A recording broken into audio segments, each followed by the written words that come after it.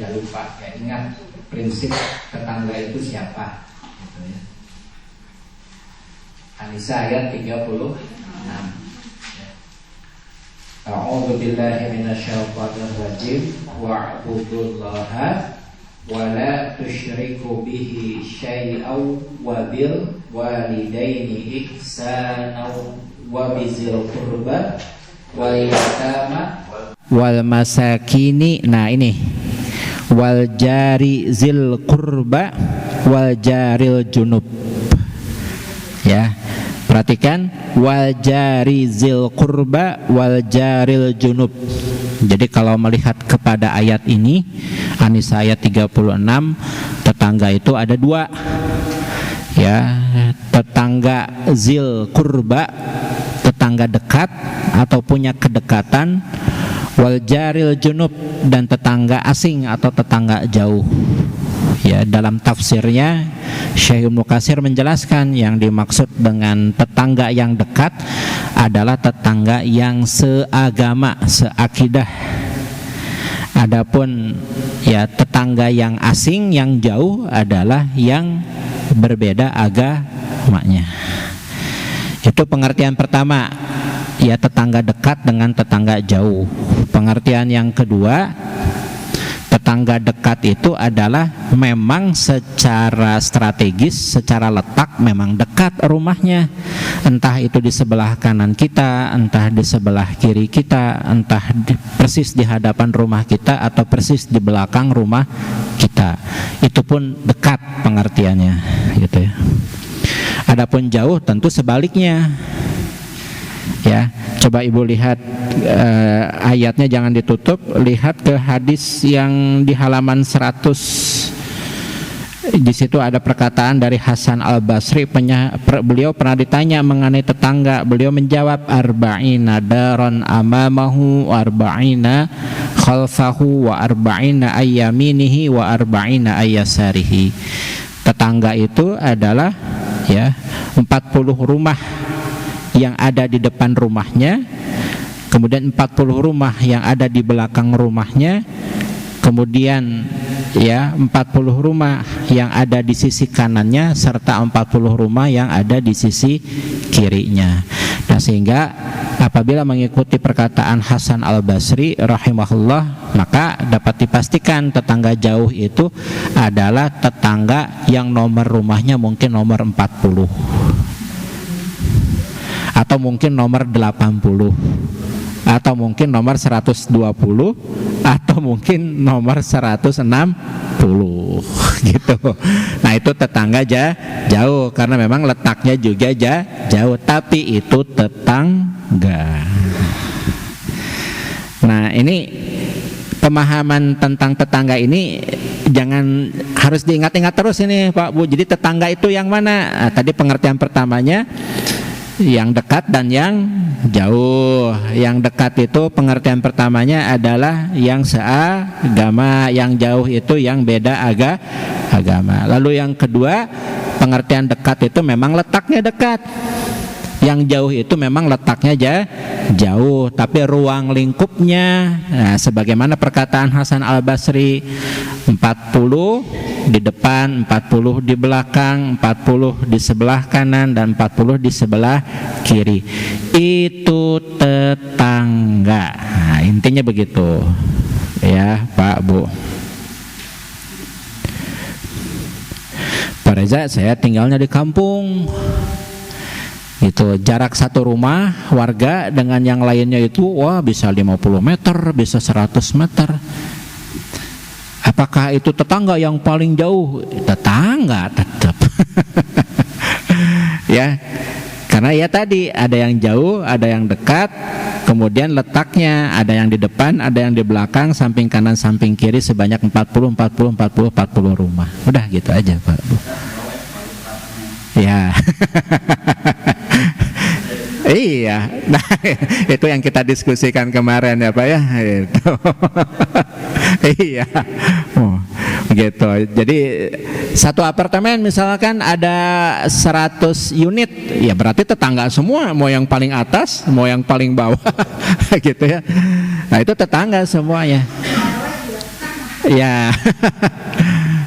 Nah, tapi ada ulama yang mengatakan, tapi kalau ada sekat pembatas itu bukan lagi tetangga. Tapi ada yang mengatakan itu termasuk tetangga. Meskipun pada hakikatnya Nabi sendiri tidak mengatakan, tidak pernah Nabi mengatakan ya tetangga itu adalah 40. Nabi tidak pernah mengatakan ini. Ini perkataan ulama. Tapi kemudian ucapan ulama ini dipakai dalam kehidupan bermasyarakat. Kadang-kadang satu RT itu berapa Pak? 60 kakak biasanya.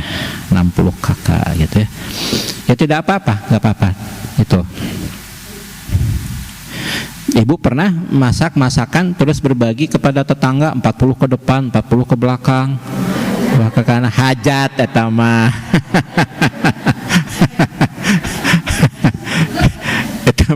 Kalau masak tiap hari kayak begitu mah Pak Reza, waduh habis gitu. MBG itu mah ya Bu ya.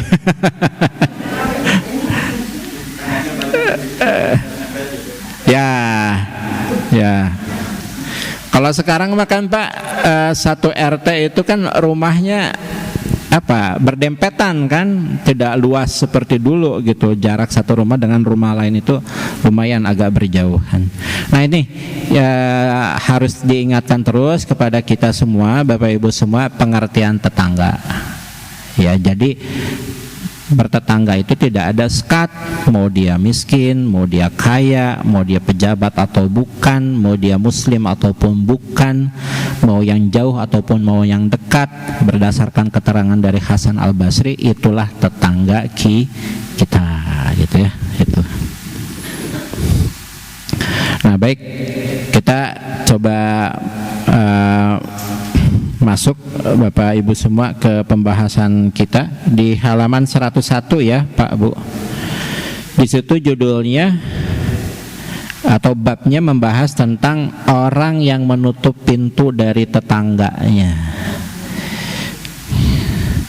Nah, ini sebelum kita bahas Pak Bu, kita coba bayangkan dulu ini judulnya nih, orang yang menutup pintu dari tetangganya.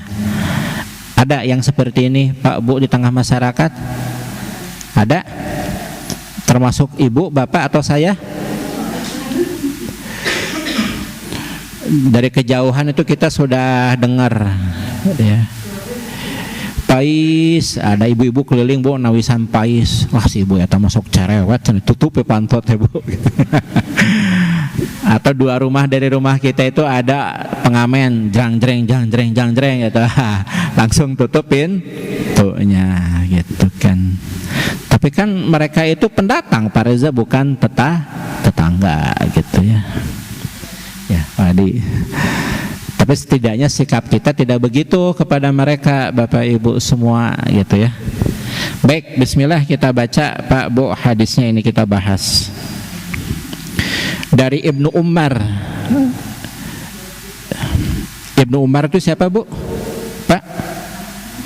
Anaknya Umar. Jadi siapa Bu? Abdullah bin Umar itu ya. Umar siapa yang dimaksud di sini? Umar bin Khattab itu ya. Itu.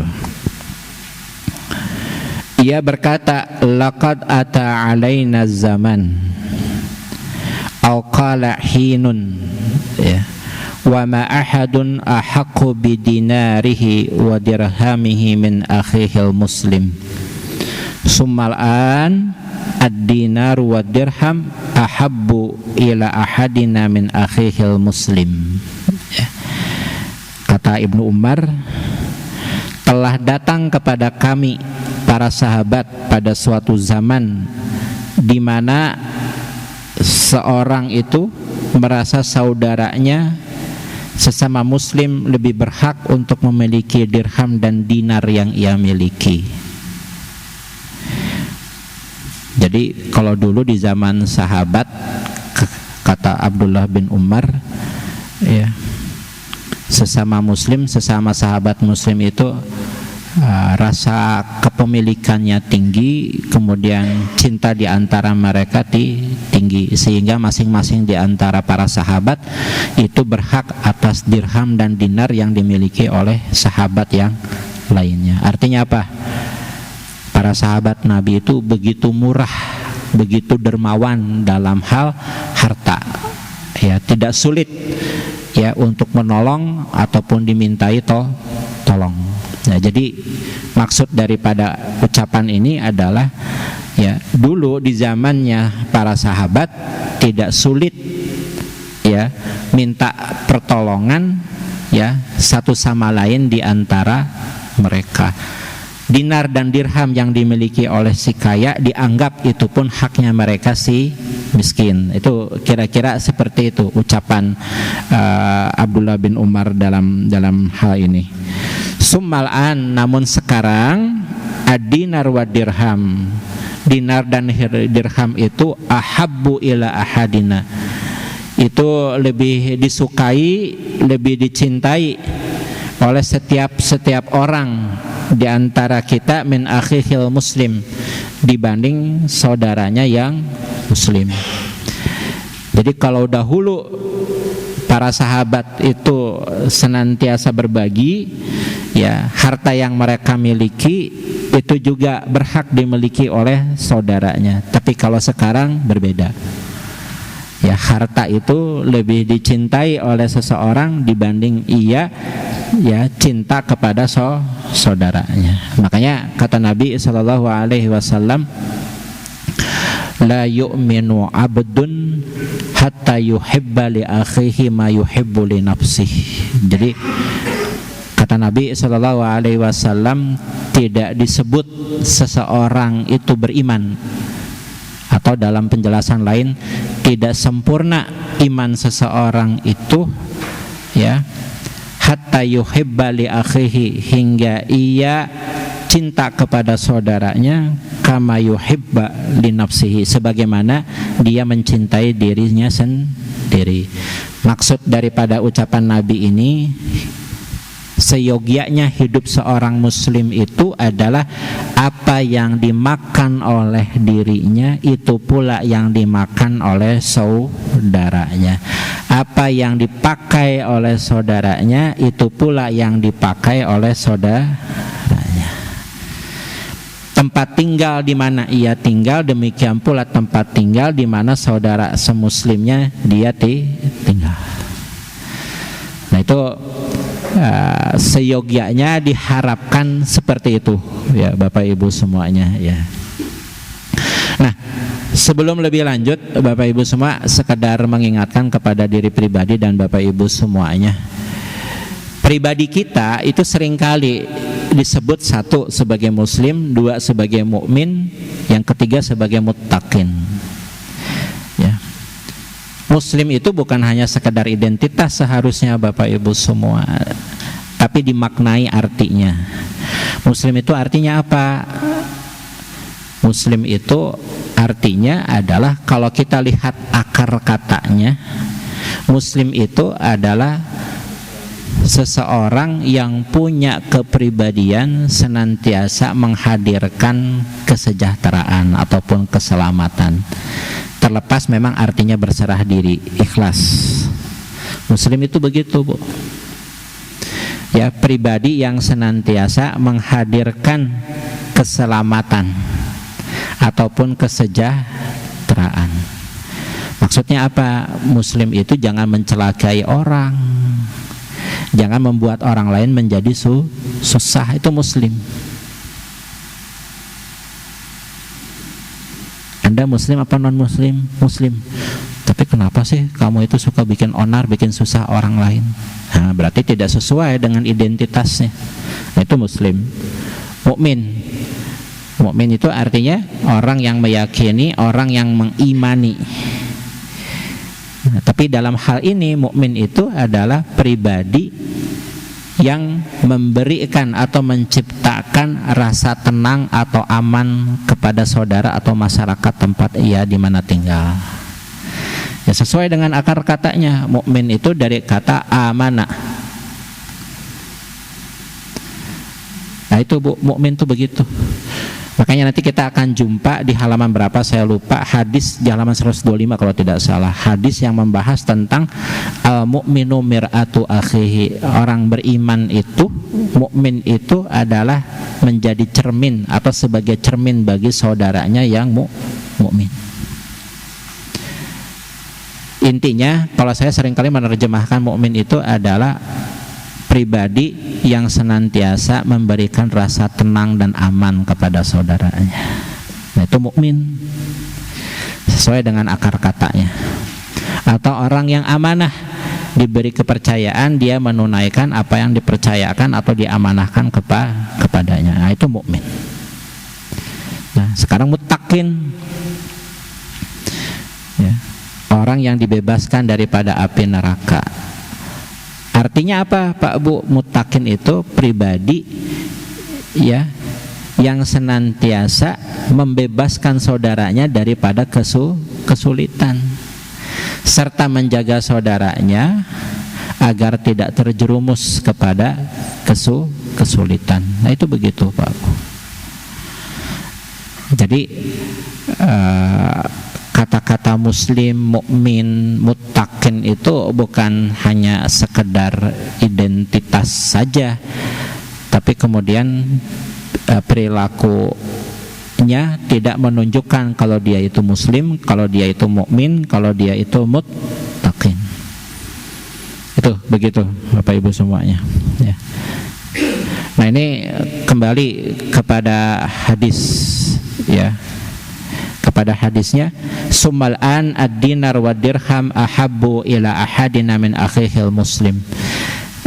Saya kemarin baca jurnal Bu, bukan jurnal sih, tulisan di Instagram gitu. Pertanyaannya gini Pak Bu, mungkin Bapak Ibu bisa bantu menjawab. Pak Bu, kalau ada tetangga Bapak dan Ibu datang ke rumah Ibu, Cek, itu mobil nganggur, boleh pinjam dulu enggak? Jawabannya Bu.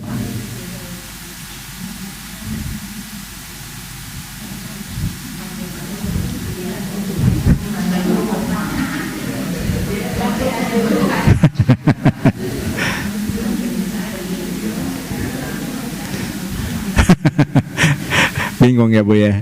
Tadi kan barusan hadisnya baru saya kutip tuh, saya ulang hadisnya. La yu'minu abdun, tidak sempurna iman seorang hamba, hatta yuhibba li akhihi, hingga ia cinta kepada saudaranya, kama yuhibba li nafsi, sebagaimana ia cinta kepada dirinya sendiri. Ibu, Bapak suka punya mobil? Suka. Suka kepada perhiasan yang Bapak Ibu miliki? Suka. Kalau Ibu suka kepada saudaranya sesama muslim, maka kecintaan Ibu kepada apa yang dimiliki harus sama kepada saudaranya. Maka ini hadisnya begitu. Iya. Yang harus Bapak Ibu ingatkan, ingat ya, nanti kita bahas lah sewaktu-waktu, hak dan kewajiban dalam hal meminjam. Meminjam teh satauneun Bu, ya.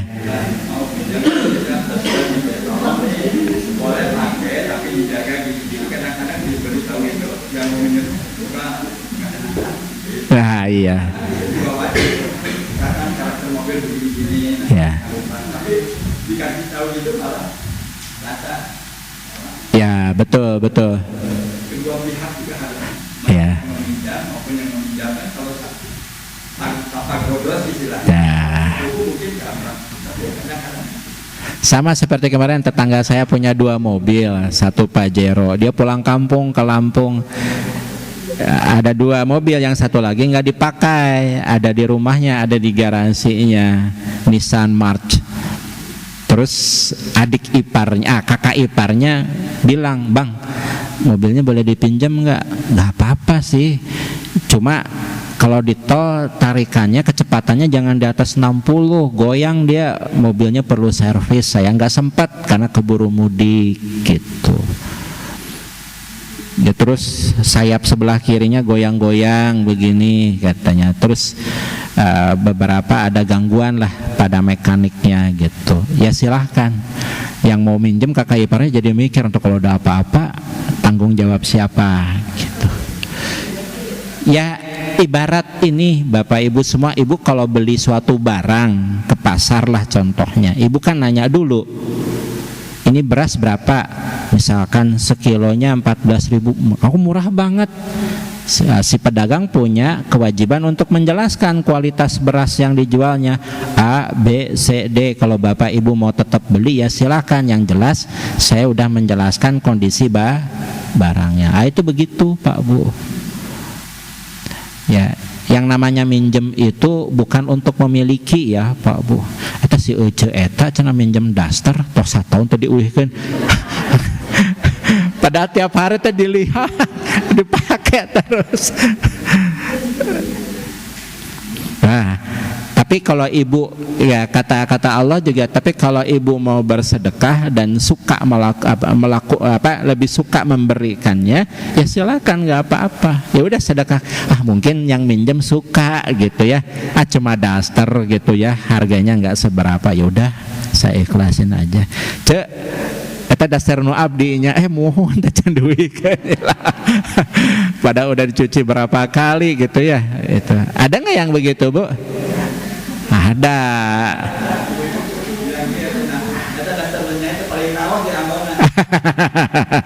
Beda lagi itu.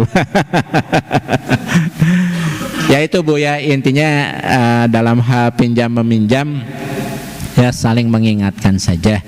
Ya namanya juga pinjaman, harus dikembalikan lah lagi gitu ya. Jangan sampai barangnya sudah rusak baru dikembalikan gitu ya. Nah itu Bapak Ibu semua.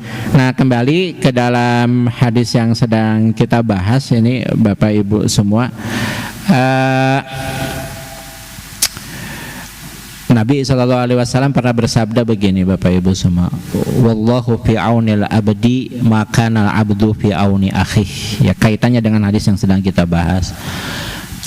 Allah itu senantiasa memberikan pertolongan kepada seorang hamba apabila hamba tersebut ya senantiasa menolong hamba Allah yang lainnya.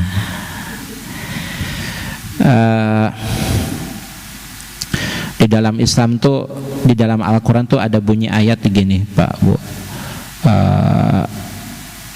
wa fi amwalihim haqqum ma'lum, dan pada sebagian harta mereka, orang-orang yang punya kelebihan harta itu ada haqqum ma'lum, ada hartanya mereka sebagian yang menjadi hak kelompok yang maklum, al-mahrum. Mahrum itu orang yang sebetulnya dia itu sangat butuh pertolongan kita, tapi tenyerikeun. Jadi ada sa'il, ada mahrum. Itu harus dibedakan Bu. Ada sa'il, ada mahrum. Kalau sa'il itu menyengaja dirinya meminta-minta.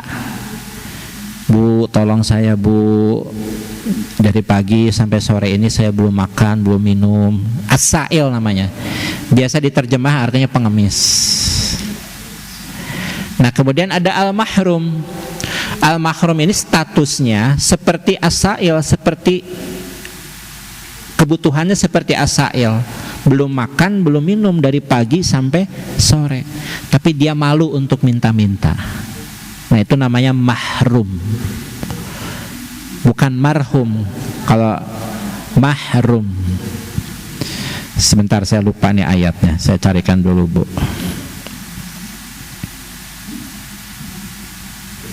Ya.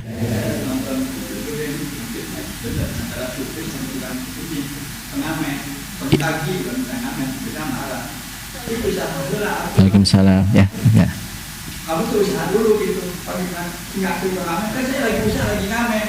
Jadi kan debat itu ya jangan bisa minta gitu kan. Si supir belum dapat uang, dia dapat. Ya. Nah jadi si pengamen merasa dia udah usaha jadinya minta bahwa dia harus bekerja lagi gitu.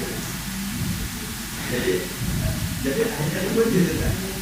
Nah itu yang pernah saya sampaikan Bapak Ibu semua, qaulun ma'rufun khairum min shadaqati yatba'uha aza. Jadi memberi nasihat yang bermanfaat itu jauh lebih baik daripada kita memberi sedekah namun disertai dengan sesuatu yang menyakiti. Gitu. Jadi ya kita harus bersikap Bapak Ibu semua, kalau mau memberi silahkan memberi, kalau tidak. Kalau Bapak Ibu ingin memberi motivasi semangat gitu kepada seseorang, entah itu pengamen, entah itu pengemis gitu dan yang lain sebagainya, karena di posisi yang lain Bapak Ibu belum bisa berbagi secara materi. Nah makanya kata Allah ya, qaulun ma'rufun khairun min shadaqati yatba'uha aza. Perkataan yang mendatangkan manfaat itu jauh lebih baik daripada sedekah tapi disertai baik di dalam hati ataupun diucapkan secara langsung yang menyakiti orang yang menerima sedekah daripada kita. Itu kata Allah, Pak. Bukan kata saya. Itu jauh lebih bermanfaat.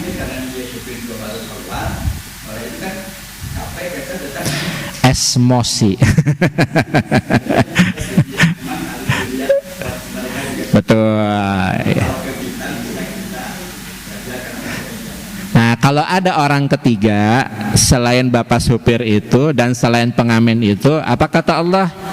Dalam surah Al-Hujurat ayat yang ke-10, innamal mu'minuna ikhwatum fa aslihu baina akhawaikum. Ya, orang yang beriman dengan orang beriman yang lainnya itu sebetulnya bersaudara. Kalau di antara mereka berselisih, engkau yang ketiga yang menyaksikan perselisihan itu, maka segeralah mendamaikannya.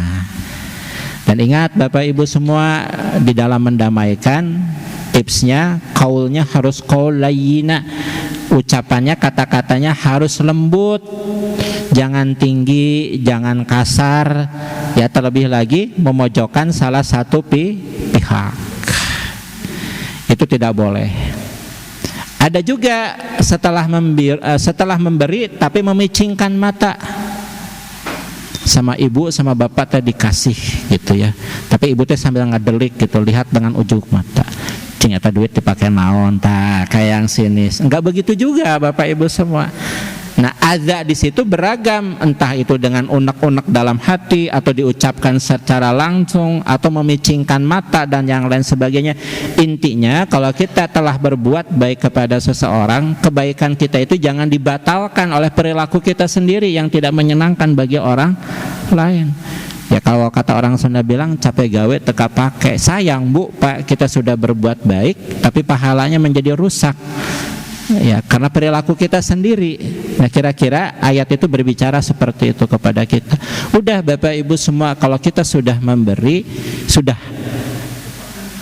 Ya, bil manni wal adza. Ya, jadi banyak seorang muslim itu rusak, batal pahalanya, satu karena dia seringkali menyebut-nyebut kebaikan apa yang pernah dilakukannya. Wal adza, dalam memberi disertai dengan hal-hal yang menyakitkan. Nah, ini dua hal ini perusak amal, ini perusak pahala amal ibadah seorang muslim. Satu, jangan disebut-sebut. Ya, disebut-sebut itu apa? Kategorinya bisa sum'ah, bisa suhrah. Dulu kan saya pernah sampaikan, sum'ah itu apa? Karena kenapa seseorang itu seringkali menyebut-nyebut kebaikan apa yang pernah dilakukannya? Karena ingin diketahui oleh orang lain. Ada seseorang telah berbuat kebaikan, ia tidak pernah menyebut kebaikan apa yang dilakukannya, tapi memviralkannya, posting di Instagram, posting di TikTok gitu ya, dan yang lain sebagainya. Itu namanya syuhrah, viral ya, kalau bahasa ilmu komunikasi, personal branding. Bagaimana cara seseorang itu menjual dirinya, nge-branding dirinya supaya dikenal, terutama kebaikannya. Hati-hati, itu one packaging, itu satu paket dengan ria, sum'ah, suhrah, itu sama aja itu, hati-hati. Karena ketiganya perbuatan hati, sulit untuk diketahui benar, jujur, ikhlas atau tidaknya kecuali Allah Subhanahu wa ta'ala. Tapi tiga hal itu yang seringkali jadi perusak. Ya, itu yang seringkali jadi perusak amal ibadah yang telah dilakukan oleh seseorang gitu ya.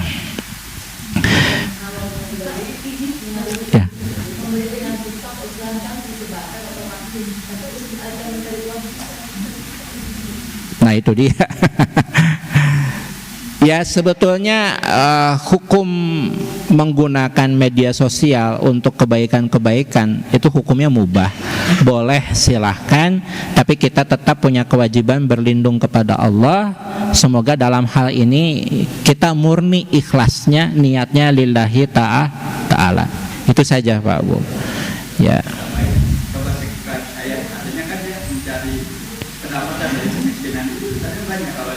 Betul, betul. Coba, ya. Betul. Sekarang berbicara masalah algoritma atau subscribe itu, Bapak Ibu buka surah Ara'aital ladzi yukadzibu biddin, itu surah apa Pak Bu? Al-Ma'un ya, Al-Ma'un. Coba dibuka surah Al-Ma'un.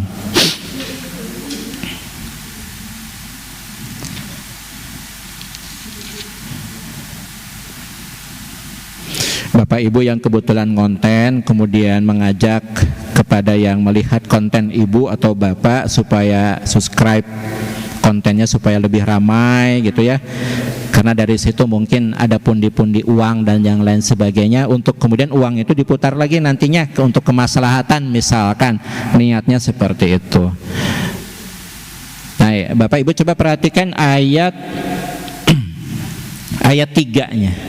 Ayat 3 surah Al-Ma'un. A'udzu billahi minasyaitonir rajim wala yakhuddu ala ta'amil miskin, dan tidak mendorong memberi makan orang miskin. Bapak Ibu boleh buka kitab tafsir yang manapun ayat 3 ini. Ya, terjemah atau tafsir ayat 3 surah Al-Ma'un itu adalah mengajak orang lain untuk menyukai kebaikan apa yang kita lakukan, meskipun kitanya sendiri belum melakukan, baru ngajak aja. Sehingga apa? Sehingga semakin banyak orang yang mau bersama-sama dengan kita melakukan suatu kebaikan. Itu nggak apa-apa. Ibu yang punya kontennya, gitu ya. Konten Ibu murni, ya, berbuat baik kepada orang-orang yang tidak mampu atau orang-orang yang lemah, gitu kan? Tapi di sisi lain, secara pribadi Ibu nggak punya kemampuan, tidak punya kekuatan finansial untuk bantu orang yang lemah. Ibu mulai berpikir, nih bagaimana cara saya lihat ada banyak orang yang lemah secara finansial, secara ekonomi, tapi kalau saya pribadi yang nolong mereka, rasa-rasanya nggak akan mampu, terbatas kemampuannya. Caranya bagaimana ya? Maka Ibu bikin kontennya dipost di media sosial. Terus di dalamnya ada ajakan kepada saudara sesama muslim atau muslimah, yuk kita bantu saudara kita sama-sama. Caranya bagaimana? Cukup like saja. Nah ini ayatnya. Jadi justru yang lebih berbahaya itu adalah seseorang itu menyaksikan, mengetahui adanya golongan orang yang lemah, terus orang yang menyaksikan ini, satu, tidak memberikan pertolongan, yang kedua, ia sama sekali tidak mengajak orang lain untuk membantu orang yang lemah tersebut. Nah ini yang dikecam oleh Allah Subhanahu wa ta'ala dalam surah ini, dalam ayat ini. Artinya apa? Ia tidak mengajak, tidak memberitahukan kepada orang lain untuk bersama-sama melakukan kebaikan. Terutama kepada siapa? Ala ta'amil miskin, kepada orang yang miskin. Nah ini ayatnya Pak Bu. Tapi ya tadi hati-hati sekali dalam hal mengelola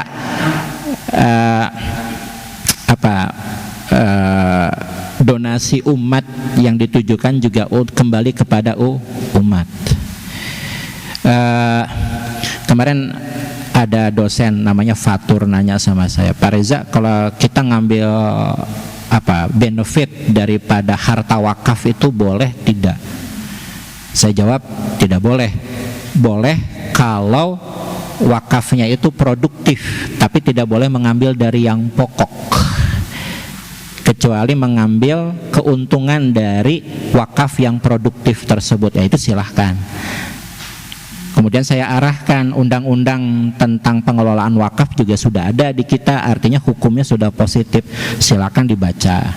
Nah, tidak nanya lagi ke saya, ya karena dosen pintar dia baca. Oh iya Pak Reza ternyata ada ya prakteknya wakaf itu. Iya, silakan dibaca. Nah itu boleh Pak Bu, itu boleh. Nah yang tidak boleh itu memakan harta anak yatim, dalam pengertian dia sebagai kafilnya, dia sebagai orang yang paling bertanggung jawab mengelola donasi dari muslim-muslimah, tapi dia makan.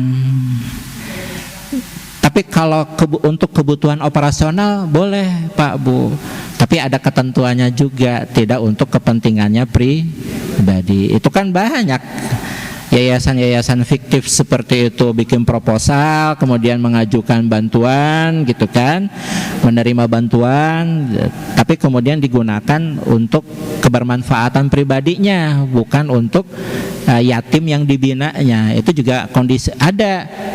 Dirinya semakin sejahtera kehidupannya, anak yatimnya tetap kondisinya Pak Bu. Nah itu ada yang seperti itu.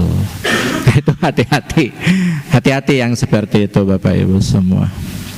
Padahal Nabi kan sudah menjamin bagi para kafil yatim, bagi para orang-orang yang bertanggung jawab memelihara kehidupan anak yatim, kalhatain fil jannah, kata Nabi, itu ibarat jari tengah dengan jari telunjuk, posisinya di surga. Artinya ia berdampingan, berdekatan dengan Nabi Sallallahu Alaihi Wasallam nanti di akhirat surganya.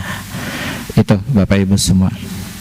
Nah, izin saya untuk menarik hadis yang sedang kita bahas ini Pak Bu, kaitannya dengan kondisi kehidupan sosial masyarakat hari ini. Ya, banyak yang tidak terpublikasi di pemberitaan nasional, bahwa disadari atau tidak masyarakat kita ini daya belinya melemah. Daya belinya melemah. Daya beli melemah itu dalam pengertian yang tadinya mampu dengan penghasilan A, dia tidak lagi bisa membeli A, B, C, D kebutuhan pokoknya. Nah itu mulai banyak Pak Bu, sehingga mulai ngirit ya, untuk menjaga agar ekonomi keluarganya tetap stabil. Tapi tidak sedikit pula Pak Bu, biasanya kenaikan barang kebutuhan pokok itu disertai dengan kenaikan pendapatan. Kadang pendapatannya itu naik, ngejarnya itu lama Pak Bu. Nah artinya di situ kan ada space, ada ruang di mana dia harus bertahan, kebutuhannya bertambah tapi pendapatannya tetap atau bahkan turun. Itu ya, lebih besar pasak daripada tiang. Ya artinya masyarakat ekonomi menengah ini sebagian ada yang naik dan itu angkanya kecil, yang turunnya semakin bertambah. Bisa masuk kategori fakir, bisa masuk kategori miskin.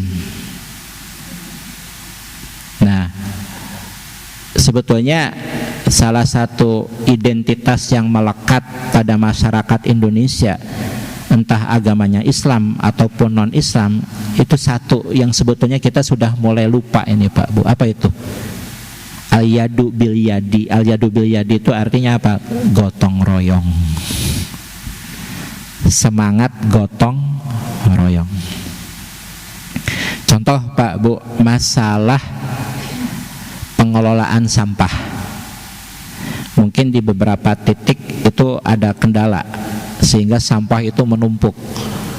Di kompleks saya 3 minggu baru diangkut. Di kompleks GBI di belakang kompleks saya baru 2 bulan diangkut.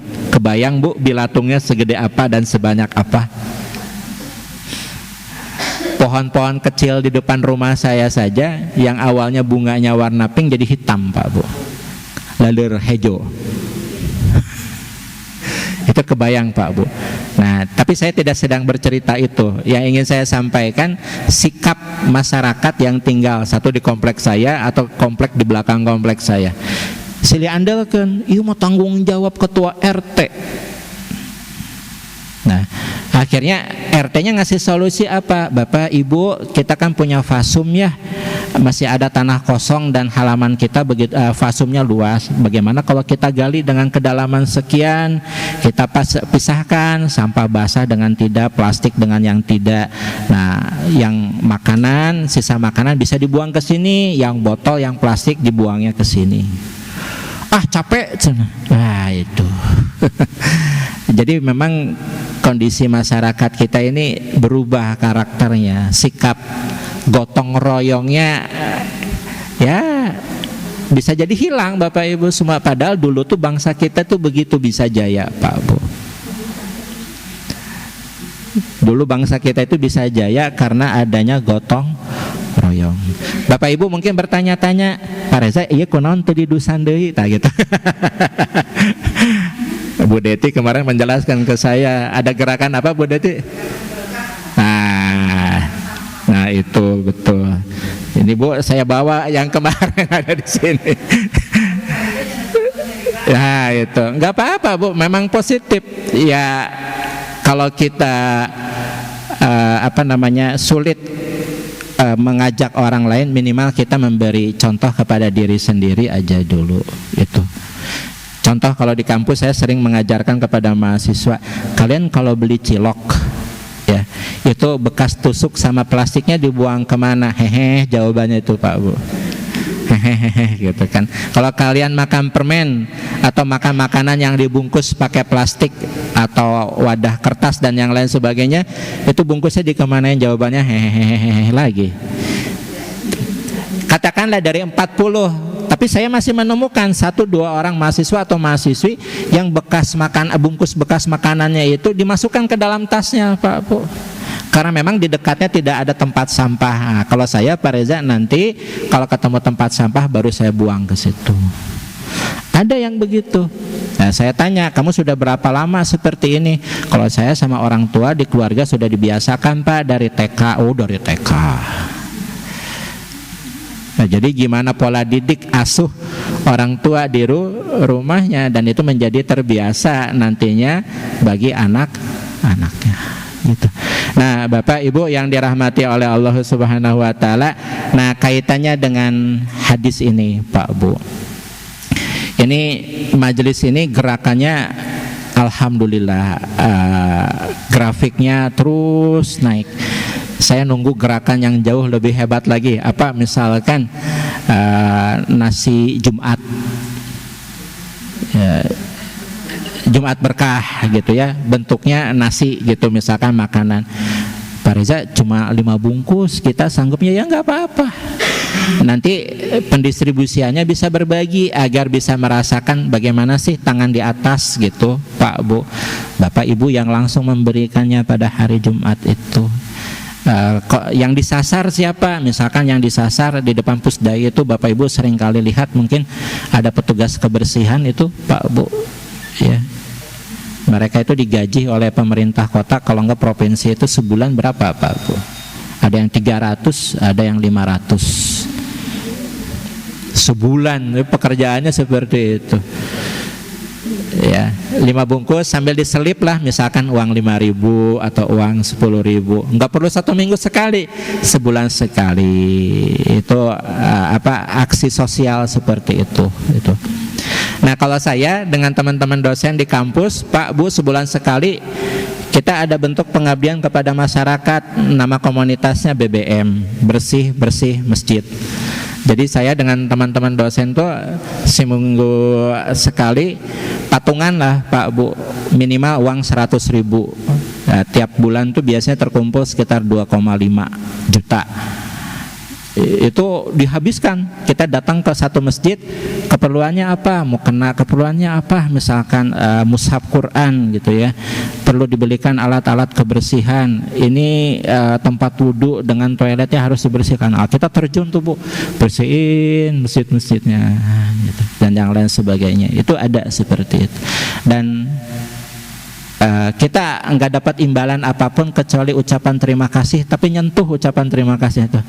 Bapak, Ibu, terima kasih. Katanya masjid kami jadi bersih lagi, jadi enak dipakai buat ibadahnya. Nah itu mungkin bentuk-bentuk gerakan Pak Bu. Jadi kalau dengan bergotong royong itu segala sesuatunya jadi mudah Bapak Ibu semua.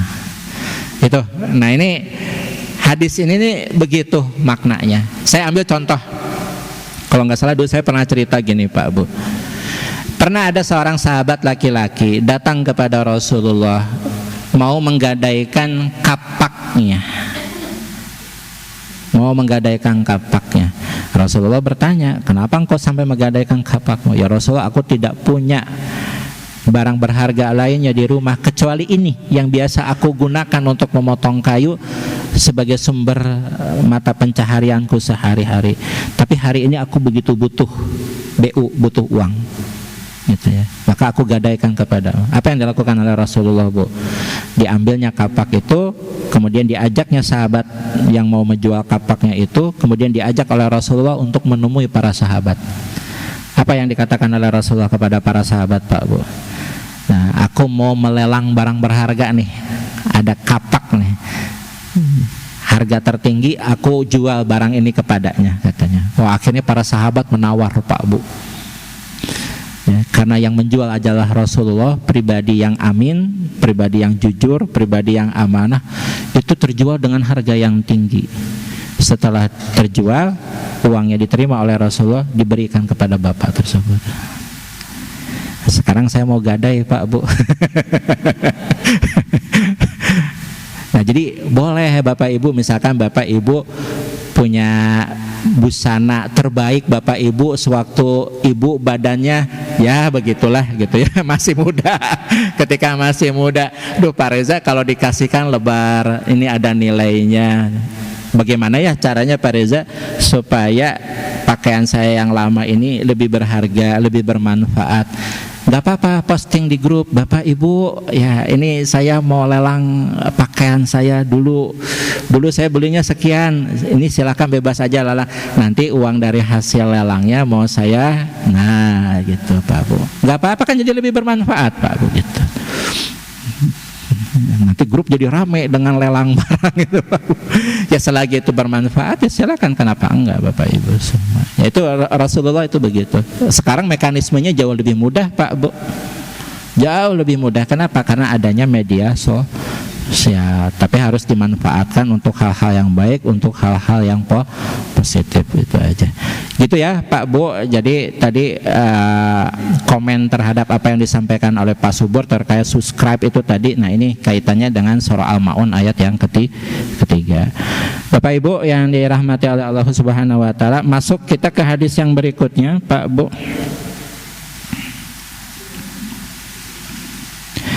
Bismillah. Rasulullah SAW beliau bersabda, kam min jarin muta'allikin bijarihi yaumal qiyamah yaqulu ya Rabb hadza aghlaqa babahu duni famana'a ma'rufahu.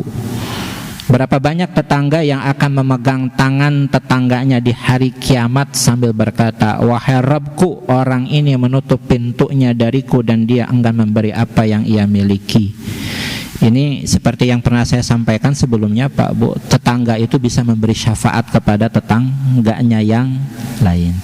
Nah, Rasulullah bertanya, berapa banyak tetangga yang akan memegang tangan tetangganya?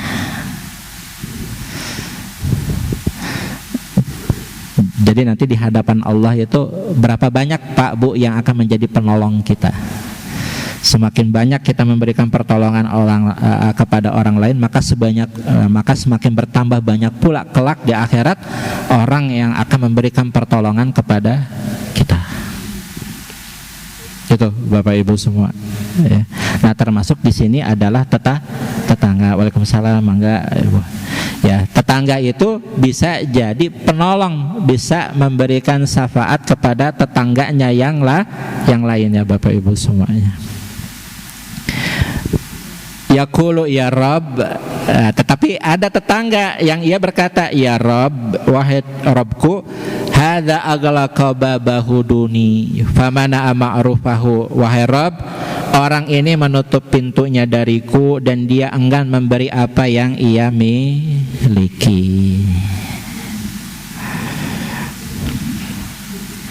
Ya memang.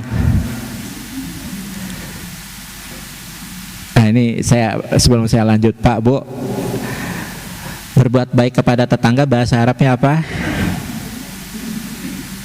Ayo buka lagi catatannya. Lupa. Ihsan. Yuk Bu, buka sekarang ayat An-Nisa ayat 36 tadi sudah kita bahas. Ayat 37-nya lihat, Pak, Bu. Ingat-ingat atuh Pak Bu, kalau berbuat baik kepada orang tua, birrul walidain atau ihsan. Berbuat baik kepada tetangga pun ihsan. Naon hartosna ihsan teh Pak Bu? Berbuat baik penuh pengorbanan gitu ya. Penuh pengorbanan itu maksudnya apa? Meskipun kita berbuat baik tapi tidak berbalas, tapi tetap berbuat baik. Disakiti tetap berbuat baik. Nah, itu ihsan, penuh pengorbanan. Sudah Pak Bu, An-Nisa ayat 36-37. Baik. Perhatikan penghujung ayat 36-nya dulu Pak Bu. Di situ Allah berfirman, a'udzubillahi minasyaitonirrajim. Innallaha la yuhibbu man kana mukhtalan fakhura. Bapak Ibu boleh lihat terjemahnya. Artinya, sesungguhnya Allah tidak menyukai atau tidak mencintai. Siapa yang tidak disukai, yang tidak dicintai oleh Allah? Man kana mukhtalan fakhura. Ya, orang yang sombong lagi membanggakan diri. Jadi bisa dianalogikan Bu, tetangga yang menutup pintu rumahnya dan enggan dia berbuat baik kepada tetangganya, seperti ini kesannya. Dia sombong, namun dia juga seringkali membanggakan dirinya. Saya nggak tahu ya Pak Bu, kenapa orang itu suka membanggakan harta yang dimilikinya. Kalau istilah gaul hari ini OKB, orang kaya baru itu Bu. Duh ya Allah. Itu kenapa muncul istilah seperti itu? Dan di tengah-tengah masyarakat ada orang yang seperti itu. Nah, inilah Pak Bu, pentingnya kita minta keberkahan dari rezeki yang Allah beri kepada kita. Jangan sampai justru harta yang kita miliki itu membawa kita semakin sombong dan membanggakan diri. Ujub itu Bu, ujub namanya itu. Kalau ini ujub kan, sombong membanggakan diri. Ini ujub ini. Nah sekarang perhatikan Bu, orang yang membanggakan, orang yang sombong membanggakan diri itu siapa? Lihat ayat 37-nya Pak Bu. Alladzina yabkhuluna wa ya'muruna an-nasa bil bukhli wa yaktumuna ma atahumullahu min fadlih wa atadna lil kafirina adzaban muhina. Lihat ayat 37-nya Pak Bu, yaitu orang yang kikir, pelit. Ya, merege hese. Betut kasiran. Itu orang yang kikir dan menyuruh orang lain berbuat kikir.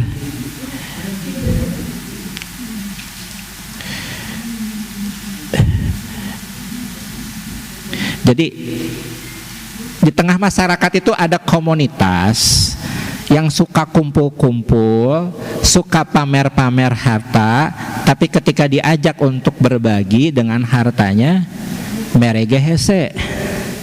Tak, ini yang disinggung sama Allah dalam ayat ini. Jadi seringkali dia memamerkan kemewahan, kekayaannya, Tapi ketika diminta sumbangan 100.000, ini buat apa? Keperluannya apa? Nanti diberikan kepada siapa? Aduh, ya Allah gitu ya, detailnya luar biasa. Oh, buat itu ya. Kalau buat itu, tulis nama saya Ceneni. Punten aya nu namina Ceneni. Tulis Bu, tulis 1 juta. Nya ti abdi tah 1 juta gitu ya. Coba lihat itu buku catatannya, yang pada ngasih berapa aja angkanya. Ini Bu ada 100, ada 2 juta juga. Udah tulis saya 5 juta gitu.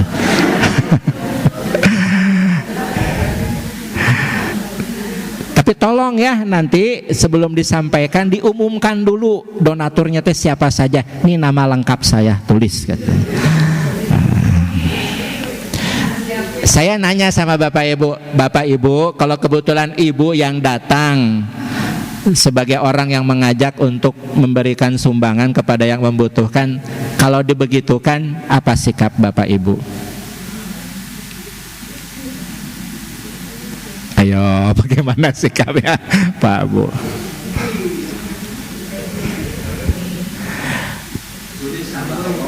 Barakallah fima a'taita wa baraka fima abqaita.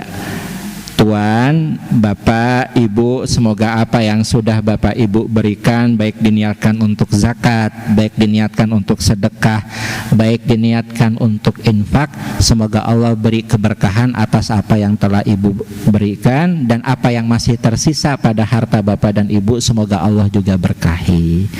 Positive thinking aja Bapak Ibu semua gitu ya. Didoakan saja orang-orang seperti itu, dibantu keikhlasannya gitu. Jangan digogoreng, ya, jangan dijelek-jelekan. Kalau dalam pandangan Bapak Ibu semua yang seperti itu adalah sikap yang tidak baik, tutup aibnya dengan hal-hal yang baik. Terus didoakan.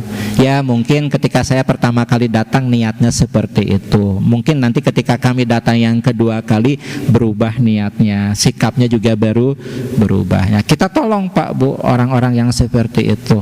Semoga dibantu supaya dapat hidayah daripada Allah Subhanahu wa ta'ala. Itu begitu Pak Bu. Pak Bu, Abu Lahab itu siapa? Paman Nabi. Abu Lahab paman Nabi, kan besanan sama Nabi, betul nggak Pak Bu? Karena 2 putranya Abu Lahab itu kan menikahi 2 putri Rasulullah, Ruqayyah dan Ummu Kulsum, ya kan? Jadi besanan tapi saling benci Pak Bu. Kebayang nggak Pak Bu? Ibu punya besan yang kayak begitu, kayak Abu Lahab? Nauzubillah, jangan sampai itu. Tapi putra-putri keduanya menikah. Nah, saking bencinya keluarga Abu Lahab kepada Rasulullah itu Pak Bu, akhirnya 2 putranya Abu Lahab itu diminta untuk menceraikan putri-putrinya Rasulullah. Kan begitu Pak Bu, itu kan kasusnya begitu. Nanti baca kisah Utsman bin Affan menikahi 2 putri Rasulullah. Jadi Utsman bin Affan itu nungguin janda putrinya Rasulullah. Jadi doa terus semoga dinikahkan kepada putrinya Rasulullah, sampai akhir waktunya ternyata bercerai disebabkan ya itu tadi. Ya, keluarganya Abu Lahab tetap pada kemusyrikannya, tetap pada kekufurannya, cerai. Akhirnya dinikahilah kemudian ya oleh Utsman bin Affan. Siapa Bu? 2 putri Rasul, Ruqayyah dengan Ummu Kulsum. Ruqayyah dulu, Ruqayyah kemudian meninggal pasca melahirkan putranya Abdullah namanya, laki-laki. Setelah melahirkan sempat sakit-sakitan baru meninggal, baru setelahnya menikahi Ruqayyah. Nah, itu kisahnya Utsman bin Affan. Nah, ini kembali ke sini Bapak Ibu semua gitu ya. Ini saya selama mengkaji dan menyampaikan kajian kitab Adabul Mufrad, majelis ini, kemudian ada 2 majelis yang lain. Ini hadis-hadis tentang tetangga itu bagi saya secara pribadi ini yang paling berkesan Bapak Ibu semua. Oh ya Allah, ternyata adab bertetangga itu seluas itu ilmunya. Ya, sangat kompleks. Ya maklum lah Pak Bu, ada pepatah Arab yang mengatakan likulli ra'sin ra'yun, setiap isi kepala itu punya idenya masing-masing. Ya, kita bertetangga dengan orang yang punya latar belakangnya beda semua. Belum lagi kalau Bapak Ibu di kompleknya Bapak Ibu atau di tempat tinggalnya Bapak Ibu semua orang Batak ada, orang Madura ada, orang Aceh ada, orang Ambon ada, orang Betawi, orang Padang ada semua. Orang Madura buka toko Madura, orang Padang buka warung Padang, ada orang Tegal buka warteg. Coba sakomplek buka warung semua. Ibu semua kebayang karakternya beda-beda Bapak Ibu semua. Aduh, luar biasa. Itu enggak saya pengen nanya begini, itu kan semuanya perbedaan tuh Pak Bu. Kalau Bapak Ibu menemukan adanya perbedaan dalam kehidupan bermasyarakat, sikap pertama apa? Enggak, bukan. Ayo, sikap pertamanya apa Pak Bu? Buka surat 49 ayat 13, surah Al-Hujurat.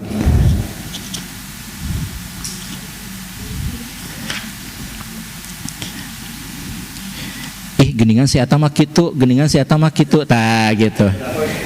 Ayat 13. Makanya ada sinetron dulu Bu, itu di Net TV dulu mah, tetangga kok gitu ya. Ada? Nah itu. Ada ketemu ayatnya Pak Bu?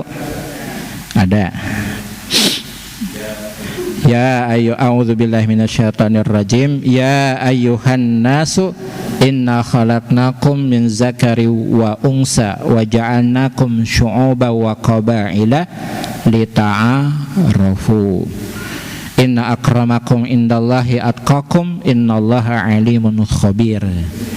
Wahai kalian segenap manusia, kata Allah, inna khalaqnakum, sungguh kami telah menciptakan kalian semua dari seorang laki-laki dan perempuan.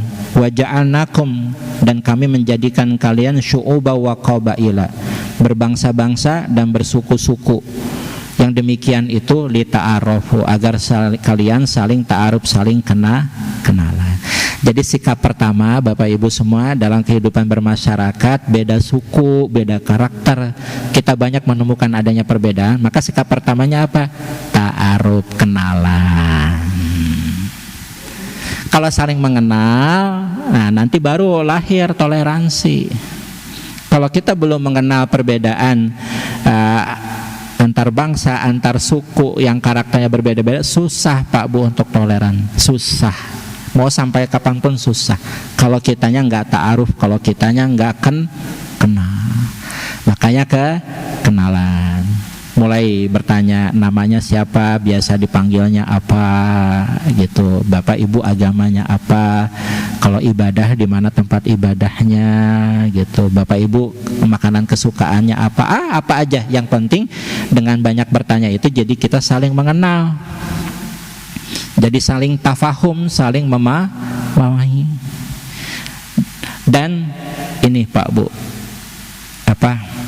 dalam toleransi itu sikap atau adab paling tinggi itu tasahul. Tasahul itu apa? Saling memberi kemudahan. Jangan mempersulit dalam kehidupan bertetangga, terlebih lagi bersaudara, apalagi persaudaraannya beda agamanya dalam kehidupan bermasyarakat. Nah itu Pak, tasahul, saling memudahkan, tidak mempersulit. Tasahul namanya Pak Bu.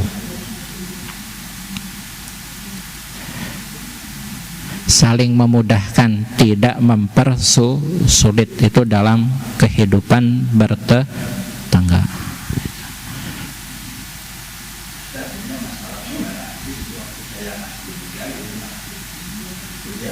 Dulu tuh kita kalau dengan teman-teman lambat, apalagi saling ledek itu biasa-biasa.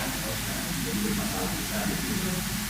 Dulu juga saya banyak teman-teman yang lain karena saya kuliah di Universitas Katolik, biasa aja gitu tuh.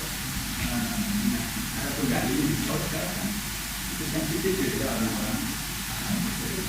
Jadi masalah kalau dulu saya lingkungan saya semuanya orang Katolik lah, saya memang Katolik yang juga orang Katolik. Kalau sekarang dulu saya nggak mengucapkan selamat kata biasa aja, mereka juga mengucapkan. Kalau sekarang kan kadang-kadang memang dibikin gitu. Dulu biasa kita toleransi ya. Saya ke teman ini mereka mau sholat, ada yang kata sholat tapi bisa sholat aja dulu. Jadi terlalu apa ya, terlalu sakit kita dapat berbeda dengan itu. Kalau dulu zaman saya tuh makan aja sampai sekarang itu teman-teman saya. Ya.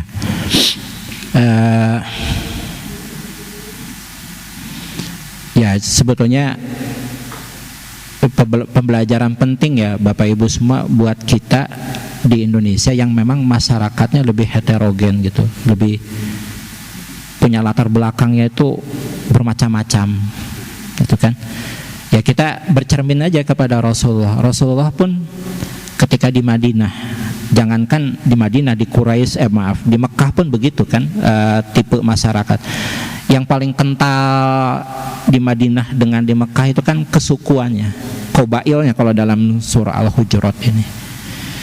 Jadi yang paling sulit semasa Nabi untuk dipersatukan meskipun pada akhirnya berhasil itu apa? Persatuan atas nama tanah air gitu kan.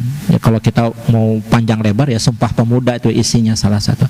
Tanah air kita satu, tanah air Indonesia. Nah, hal yang paling sulit dipersatukan oleh Nabi SAW yaitu kesukuan itu. Masing-masing suku itu merasa di atas yang lainnya. Itu luar biasa. Nah, pada akhirnya oleh Allah semuanya dipersatukan. Dipersatukan dalam pengertian bukan agamanya Pak Bu. Mereka bisa hidup rukun bersama-sama, berpegang pada pedoman atau pada undang-undang ya yang disusun, diatur oleh mereka sendiri. Itu Bapak Ibu nanti nggak tahu bukunya masih ada apa enggak. Saya di rumah ada buku judulnya itu Piagam Madinah. Penulisnya namanya Diauddin Al-Amri, itu hijau tipis seperti ini, kurang lebih cuma 300 halaman. Ada yang namanya mu'akhoh Pak Bu. Mu'akhoh itu bagaimana cara Rasulullah mempersaudarakan antara kaum Ansor dengan kaum Muhajirin. Kaum Muhajirin itu kan kalau di kita itu refleksi orang-orang yang lemah secara ekonomi tapi kuat secara akidah. Orang-orang Ansor itu para agnia, para dermawan, tapi masih lemah secara akidah. Kenapa? Karena kan penduduk Madinah yang Muslim itu baru belakangan dapat dakwah dari Nabi SAW. Kalau orang Mekah itu kan dari sejak awal bersama-sama dengan Nabi SAW. Tapi bagaimana cara dua komunitas yang berbeda dari semua sudut ini kemudian dipersatukan oleh Rasulullah SAW, dan itu berhasil. Dan kemudian itu menjadi berhasil Bapak Ibu semua. Bagaimana caranya? Ya itu tadi konsep tauhidnya yang betul. Itu yang pertama. Lalu yang kedua, bagaimana kemudian Rasulullah diterima menjadi pemimpin tertinggi di kota Madinah. Di sisi lain, penduduk asli Madinah itu adalah orang-orang Yahudi dengan orang-orang Nasrani. Tapi kemudian Islam yang dibawa oleh Rasulullah itu bisa diterima oleh lapisan masyarakat yang beda-beda akidahnya ini. Nah, kalau Bapak Ibu baca buku itu, jadi satu hal yang melatar belakangi itu apa? Yaitu yang tadi saya jelaskan di awal. Muslim itu bukan hanya di KTP, mukmin itu bukan hanya identitas, muttaqin itu bukan hanya simbol saja, tapi praktekkan. Nah, jadi orang-orang Nasrani, orang-orang Madinah, orang-orang Yahudi itu begitu respect sama Rasulullah karena memang pribadinya begitu Rasulullah itu, Pak Bu. Kepada yang non-muslim beliau baik, kepada yang mukmin pun begitu beliau baik. Nah itu Rasulullah itu pribadinya seperti itu Pak Bu. Bapak Ibu mungkin pernah dengar kisah Dan kisahnya ini populer kan. Rasulullah itu setiap saat beliau keluar menuju masjid, seringkali di tengah jalan itu beliau dilempari dengan kotoran unta. Nah, yang penting untuk kita sikapi di situ apa sikap Rasulullah ketika dilempari kotoran unta, Pak? Dibalas dengan yang sama oleh Rasulullah? Kan tidak. Sampai kemudian ternyata si pelaku ini itu seorang Yahudi. Suatu saat sakit. Rasulullah bertanya, kemana orang Yahudi yang biasanya mengotoriku dengan kotoran unta? Beliau sakit ya Rasulullah. Selepas sholat zuhur bersama dengan sahabat yang lain dikunjungi, ya, dijenguk oleh Rasulullah, didoakan oleh Rasulullah. Sebab itu kemudian Yahudi ini masuk ke dalam Islam. Jadi itunya Pak Bu, pengamalan agamanya. Dulu zamannya Bapak Ibu semua kan belajar P4, PMP gitu Pak Bu. Yang penting itu kan bukan knowledge-nya, bukan pengetahuan, pengamalannya. Nah, anak-anak kita itu nggak kurang pintar apa sih Bu? Hari ini pintar-pintar semuanya, pada hafal. Tapi pengamalannya ini,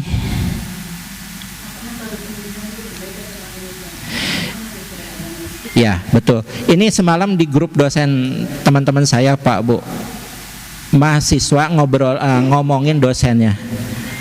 Gara-gara dosennya ketemu sama mahasiswa atau mahasiswinya pakai baby doll.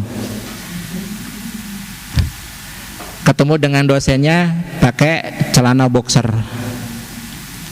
Jadi mahasiswa itu kehilangan uswah, kehilangan teladan dari cara berbusana. Emang ngaruh Pak Reza? Itu tuh nilai integritas saya bilang kepada dosen-dosen ini. Dulu Pak Bu, Imam Al-Bukhari mau menerima suatu hadis dari seorang perawi itu ketat Bu seleksinya. Ketat. Contoh, Imam Al-Bukhari pernah menemui seseorang yang dianggap pernah menerima hadis ini dari gurunya. Maka berkunjunglah Imam Al-Bukhari ke rumah yang dimaksud. Setibanya di halaman, tidak dari tempat yang tidak begitu jauh, Imam Al-Bukhari itu mengenali orang yang ditujunya. Oh, fulan, oh bapak itu, gitu kan. Diperhatikan oleh Imam Al-Bukhari, ternyata bapak itu, saya lupa riwayatnya, apakah sedang memandikan kudanya atau memandikan keledainya. Tapi sambil marah-marah Pak Bu, mandiin kuda atau mandiin keledai itu sambil marah-marah dengan sikap yang kasar. Apa yang dilakukan oleh Imam Al-Bukhari? Orang yang seperti ini tidak layak menerima riwayat hadis daripada Rasulullah. Kenapa? Ghairuddabtin, dia integritasnya kurang. Jadi seseorang itu dinilai sikapnya dari semua sudut. Bagaimana cara ia memperlakukan temannya atau sesama manusia, muamalah ma'annasnya, kemudian muamalah ma'al alam, bagaimana dia cara memperlakukan alam, adabnya dia, akhlaknya dia kepada hewan. Oh, kok gitu ya orang berilmu tapi sikapnya terhadap hewan kasar. Gak jadi Imam Al-Bukhari menerima hadis, meriwayatkan hadis dari orang, ditinggal Pak Bu. Nah, maka wajar kalau ada mahasiswa punya pandang, kok dosen gitu sih, gitu kan. Emang nggak boleh? Pertanyaannya pakai baby doll. Pak Bu, ya ada pandangan tersendiri dan itu menentukan integritas seseorang Pak Bu. Nah itu juga harus diperhatikan oleh kita. Misal Pak Hadi pulang pergi pakai kendaraan umum, suatu ketika beliau nunggu angkot misalkan, tapi beliau nunggu angkotnya berdiri di depan pub, tempat hiburan malam. Tadi saya lihat Pak Hadi lagi nunggu angkot katanya, tapi nunggu angkotnya di depan pub. Wah, jangan-jangan beliau baru dari situ. Takkan kemana-mana Pak Bu. Nah, nggak lama kemudian ada yang lapor sama Pak Hadi, bapak lagi ramai loh diomongin sama grup ibu-ibu katanya. Kenapa gitu? Benar bapak tadi nunggu angkot di depan pub, bapak habis dari pub ya katanya. Sok gimana Pak ngejelasinnya Pak?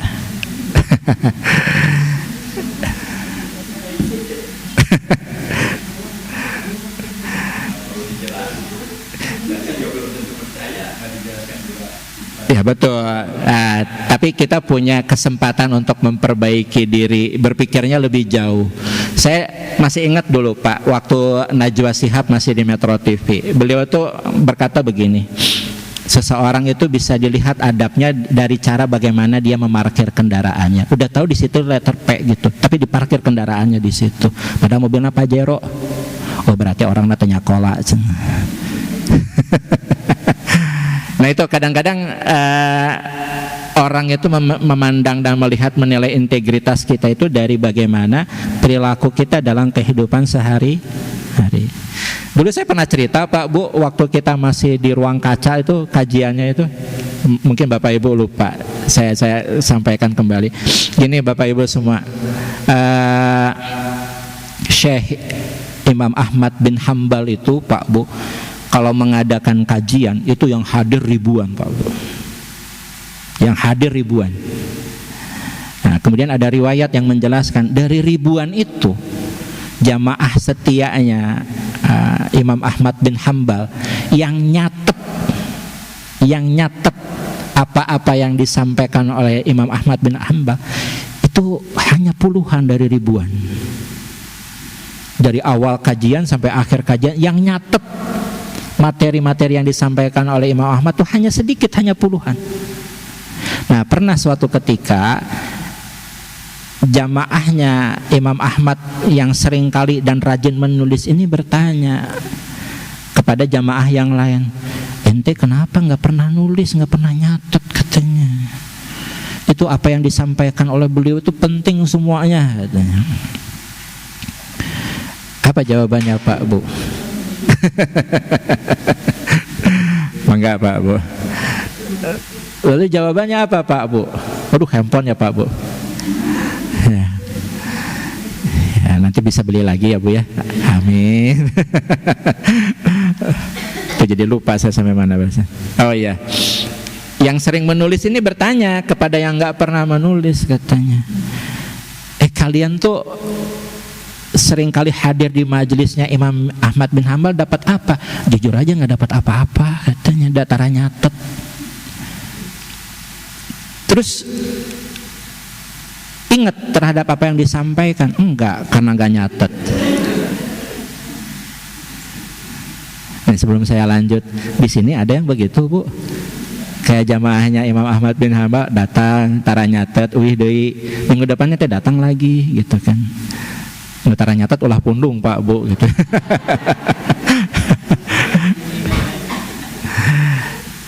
Tapi unik, jawabannya nggak pernah nyatet ini unik. Jadi betul, saya nggak nyatet dan nggak paham apa yang disampaikan. Tapi saya pengen lihat langsung katanya Imam Ahmad bin Hambal itu cara duduknya bagaimana, kalau berdiri bagaimana, kalau berkata-kata bagaimana, kalau menyapa jamaah itu bagaimana, kalau beliau disuguhi makanan, cara ngambil makanannya bagaimana, cara minumnya bagaimana. Dari situ saya belajar akhlak katanya. Dan terkadang kami dengan hanya menatap wajah beliau itu ada sakinah, ada ketenangan. Ya Allah, ternyata orang dengan ilmu agama yang tinggi itu bisa tenang hidupnya. Itu yang kami contoh katanya. Jadi sedikit banyaknya orang datang ke majelis itu pasti dapat 4 itu kan Bu.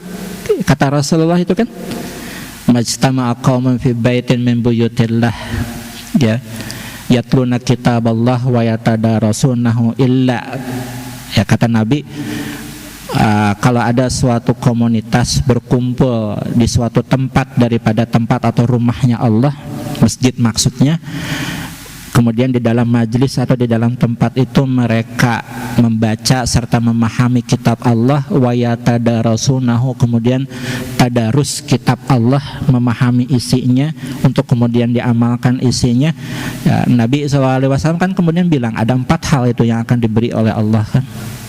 1, illa nazalat alaihimus sakinah, Allah turunkan kepadanya as-sakinah. Yang kedua, ghasyiyatuhumur rahmah, oleh Allah akan diberi rahmat. Itu kan.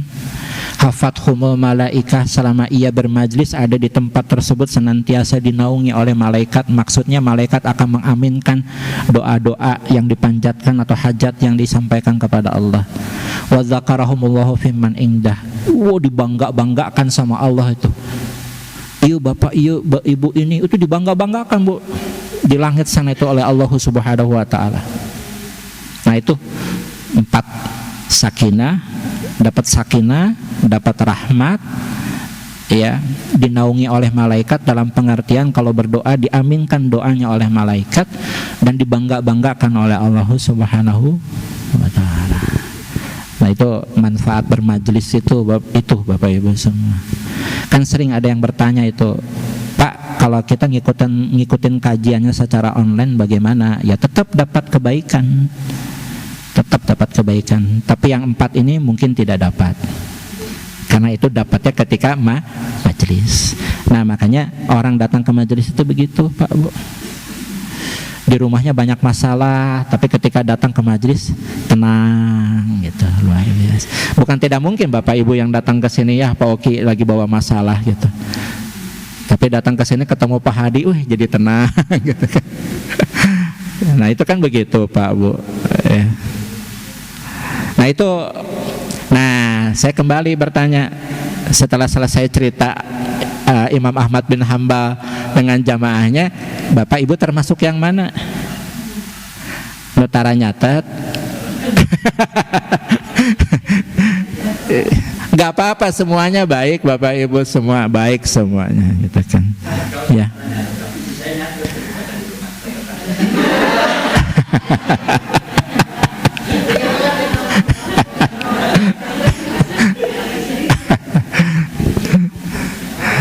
Ya, Pak Subur punya ini pencatat wahyu. Alhamdulillah. Ya, makanya kan doa majelis itu apa Bu? Doa membuka majelis, Robbi zidni ilman warzuqni fahman. Ya, jadi bukan hanya ilmunya yang bertambah, pemahaman atau pengamalan ilmunya juga semakin bertambah. Nah gitu. Nah Bapak Ibu yang minggu kemarin bertanya kepada saya tuh ibu yang mana saya lupa, itu kan ada ibu yang bertanya, Pak Reza tetangga saya tuh buat baut tuh disapa oge, apa yang harus saya lakukan? Ya tetap baik, senyum meskipun gak dibalas senyumnya. Saya lupa ibu yang mana itu kan. Nah itu diamalkan Pak Bu, praktekkan nanti dalam kehidupan bermasyarakat. Sama tetangga itu begitu sikapnya Pak Bu. Iya, dapat ilmunya pahala, terlebih lagi kalau mengamalkannya. Itu Pak Bu, mangga coba nanti dipraktekkan gitu. Kalau ada ayam tetangga masuk halaman ibu, bagaimana sikapnya? Padahal ibu teh nggak nyaman gitu, kotor terus, buang kotorannya di halaman rumah gitu kan. Pak Reza saya mau balas kebaikan perbuatannya, bagaimana caranya? Ayamnya dipotong, saya bikin opor, saya berbagi. Oh, ya. Jangan Bu, kan nyembelih ayamnya nggak boleh, itu kan nggak tanpa izin gitu kan, jangan. Ya saya pikir kalau ya tadi, kalau muslim mukmin muttaqinnya betul itu enak Pak Bu gitu.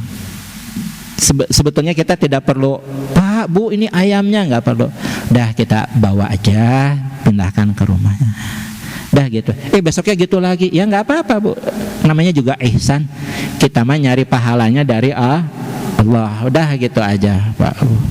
Hampir tiap hari tuh begitu Pak Reza, nggak apa-apa, berarti sama Allah tuh disediakan pahalanya juga tiap hari buat ibu, gitu aja terus, gitu Pak Bu, gitu kan. Itu dari saya Bapak Ibu semua, saya cukupkan 2 hadis. Kalau ada hal-hal yang mau ditanyakan disampaikan, mangga ya, silakan Pak Bu kalau ada yang mau ditanyakan atau disampaikan. Ya mangga Wiyona.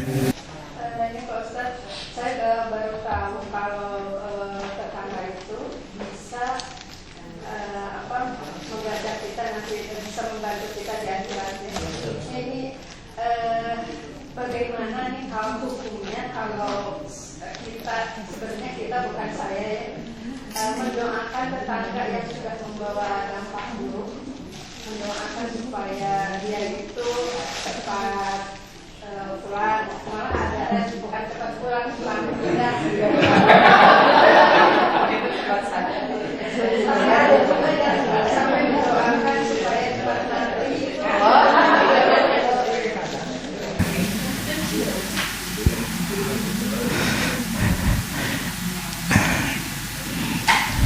Tadi subuh tuh saya ngisi kajian ya tentang ini, tentang Adabul Mufrad, tapi sudah masuk halaman 130 itu tentang orang mukmin itu menjadi cermin bagi saudaranya yang mukmin itu.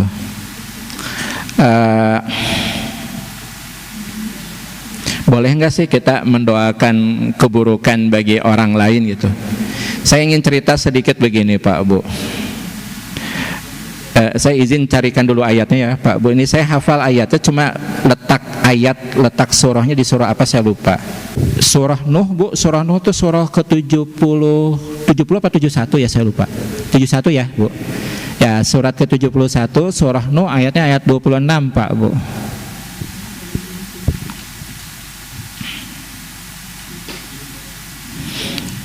Baik Bapak Ibu sudah ketemu ayatnya? Ya.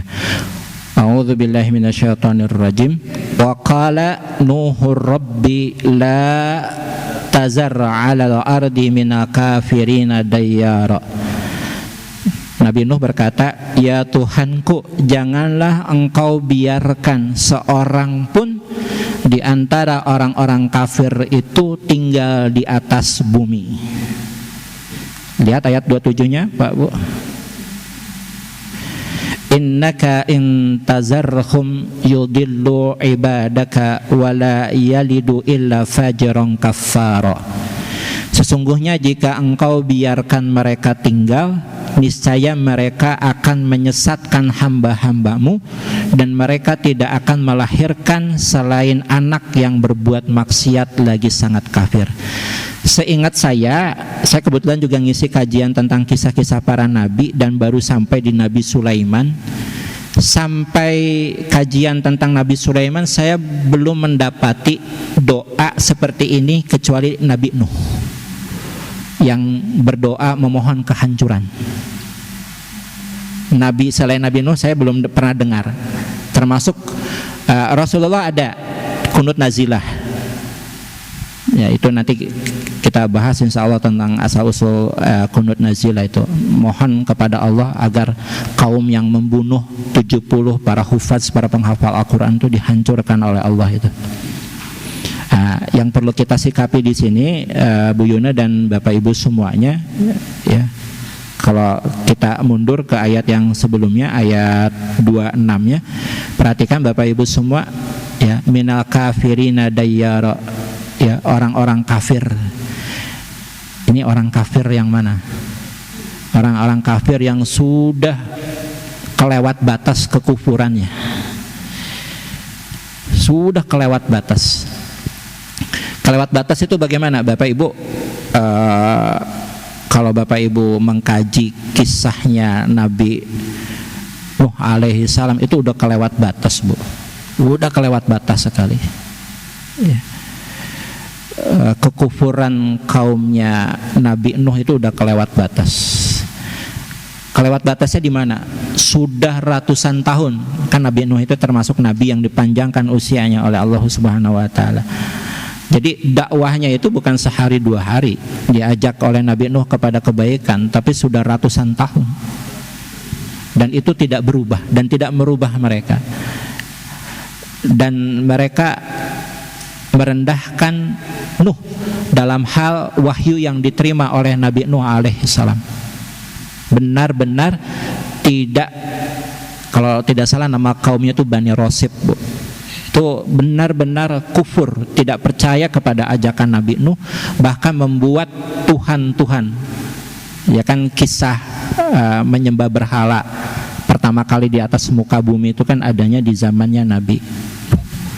Dan ini sudah sangat dahsyat Bapak Ibu semua, sampai-sampai Nabi Nuh doanya seperti ini.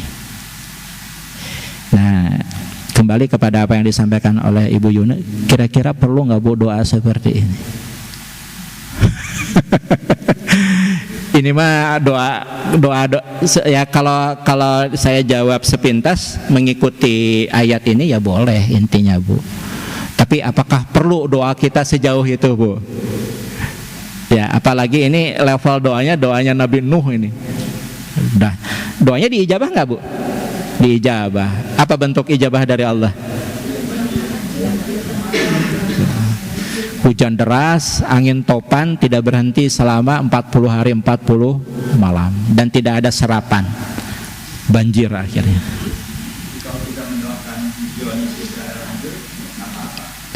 Termasuk berarti, nah itu yang kasusnya nanti Nabi SAW berdoa itu, Pak. Para hufaz itu banyak yang dibunuh. Jadi udah kelewat batas itu, ya. Tapi yang membalasnya bukan kita, yang membalasnya Allah Subhanahu wa Ta'ala. Nah, jadi Bu Yuna kalau sudah terlanjur dan ternyata tetangganya pindah nggak, Bu? Didoain gitu.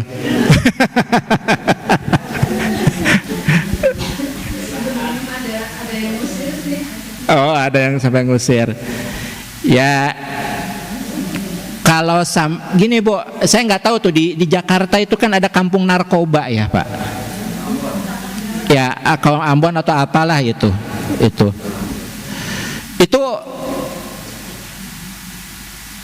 yang bukan pengedar, yang bukan pemakai ikut melindungi, Pak, Bu. Ya kan nggak bisa dibiarkan yang begitu, Pak, Bu. Artinya ya perlu diperingati. Sampai-sampai polisi masuk ke situ juga mengorbankan nyawa kan itu, Pak, Bu. Jadi memang kemungkaran itu tidak mudah dirubahnya gitu kan. Nah itu manggalah Bu Yuna itu dikembalikan kepada Bu Yuna. Tapi kalau saran saya ya tetap sabar, dan itu justru jadi ladang pahalanya Ibu. Jangan-jangan nanti orang itu pindah, Ibu merasa kehilangan lagi gitu. Aduh, saya nggak dapat pahala lagi ini gitu kan, pahala sabar gitu. Nah itu kadang-kadang tetangga yang kayak gitu tuh jadi ngangenin juga, Pak, Bu gitu. Kadang-kadang gitu ya. Ya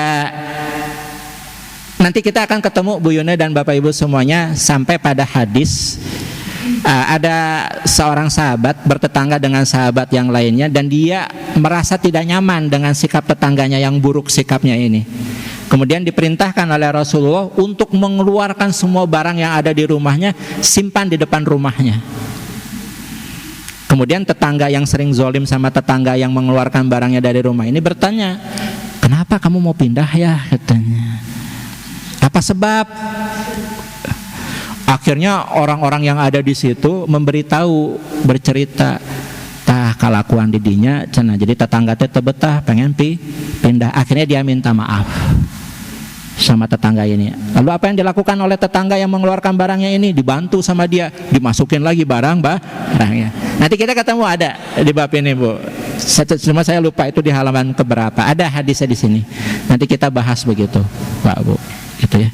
Jadi Ibu Yuna mungkin bisa pura-pura pindah, Bu. Tapi kalau tetangganya nggak punya rasa gitu ya, beda latar belakang dengan kita, ya mungkin hare-hare, Bu, jadinya gitu ya. Gitu. Ya kecuali memang kasusnya udah berlebih kayak Nabi Nuh, ya silahkan, tapi dikembalikannya kepada Allah gitu kan. Itu Pak, Bu, setahu saya ya Pak, Bu, dari saya ngisi kajian tentang kisah para nabi itu ya baru Nabi Nuh yang saya tahu doa mohon kehancuran, kemudian Nabi Muhammad sallallahu alaihi wasallam.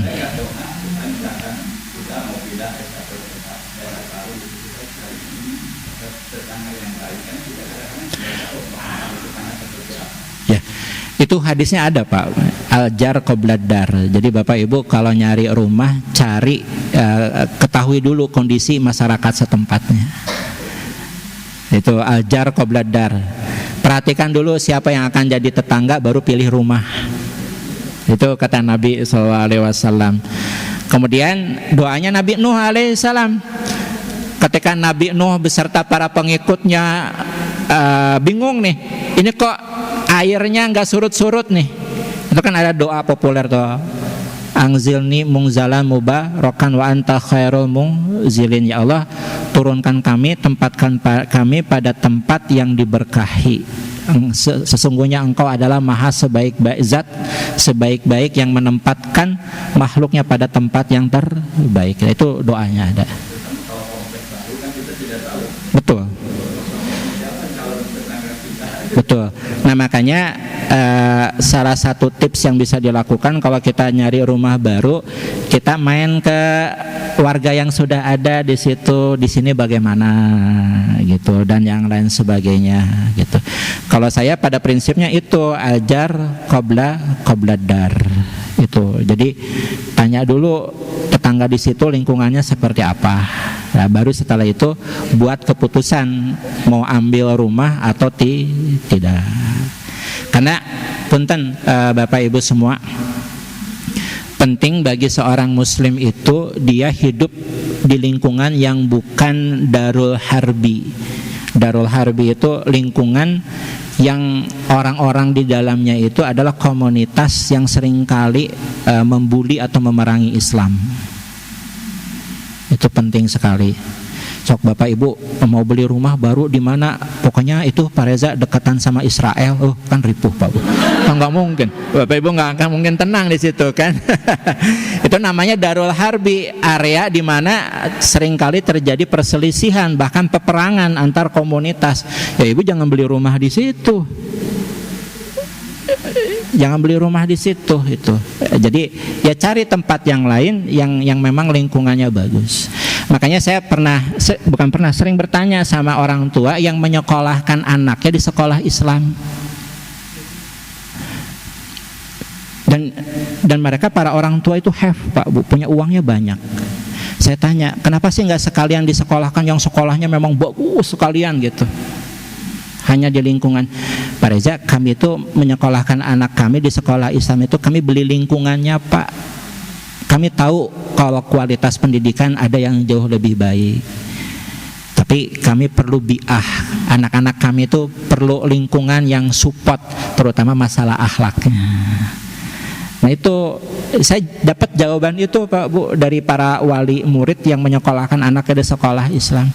Mungkin kalau dari segi, kalau kita cari matematikanya, bahasa Inggrisnya masih jauh Pak Bu yang lebih baik. Tapi yang mahal itu yaitu lingkungan. Karena mau tidak mau bi'ah lingkungan dalam ilmu pendidikan itu bagian daripada pembentukan karakter anak kita. Itu Pak Bu. Ya, jadi saya dapat jawabannya itu, oh iya begitu ya. Mau belajar baca Robi Zidni Ilman, ada sholat duha, ada baca Quran dulu, yang tidak mungkin itu didapat di sekolah selain yang lingkungannya Islami. Ya, dan itu menjadi biasa. Dan kita semua sepakat Bapak Ibu semua, ada kata-kata populer dari ulama kita ya, al-adab qoblal ilmi, ya, yang namanya adab itu sebelum berilmu. Maksudnya beradab itu apa? Membiasakan anak pada hal-hal yang baik. Itu tidak mungkin bisa diwujudkan kecuali kalau lingkungannya juga baik. Karena satu prinsip begini Pak Bu,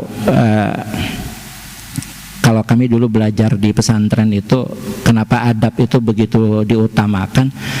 Karena satu prinsip.